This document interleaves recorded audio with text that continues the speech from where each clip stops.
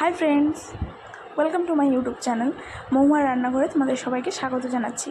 আজকে আমি তোমাদের সাথে পায়েস অর্থাৎ ক্ষীরভোগের রেসিপি শেয়ার করতে চলেছি।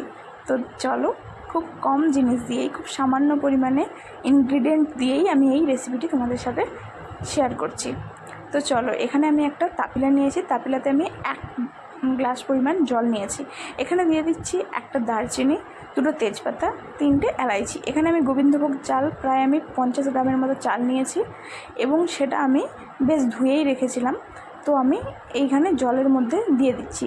চালটা আমার 50%-এর মতো যখন কুক হয়ে গেছে, তখন আমি এর মধ্যে প্রায় 1/2 লিটার দুধ অ্যাড করেছি।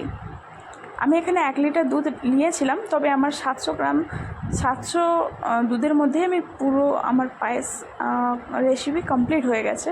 তো 1 লিটার দুধ আমার এখানে লাগেনি।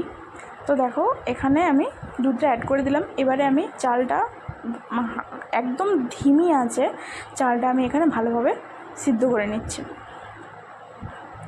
আঁচটা একদম কমিয়ে রেখেছি, তা নাহলে দুধটা উতলে পড়ে যেতে পারে। তো এখানে আমি কয়েক টুকরো কাজু নিয়েছি, কিশমিশ নিয়েছি, যা এই পর্যায়ে আমি এখানে অ্যাড করে দিলাম। এখন আমার চালটা কিন্তু প্রায় 85%-এরও বেশি কুক হয়ে গেছে। এই পরিমাণে আমি চিনি অ্যাড করছি। তবে চালটা কুক হওয়ার পরেই চিনিটা অ্যাড করবেন, তা না হলে কিন্তু চালটা কুক হবে না ভালোভাবে। তো এখানে আমি প্রায় 100 গ্রাম মতো চিনি অ্যাড করেছি। আপনারা চাইলে এই পর্যায়ে পায়েসের মধ্যে ঘিও অ্যাড করতে পারেন, বাট আমি ঘি দিইনি। আমি কোনো রকম ঘি ছাড়াই কিন্তু পায়েসটা রান্না করেছি, যেটা খেতে সত্যিই দুর্দান্ত হয়েছিল। তো এত কম ইনগ্রিডিয়েন্টে আমি এই প্রথমবার পায়েস বানালাম। তো খেতে সত্যিই দুর্দান্ত হয়েছিল, তাই আপনাদের সাথে শেয়ার করলাম। আপনারাও চাইলে এইভাবে একবার পায়েস রেসিপিটা করে দেখতে পারেন।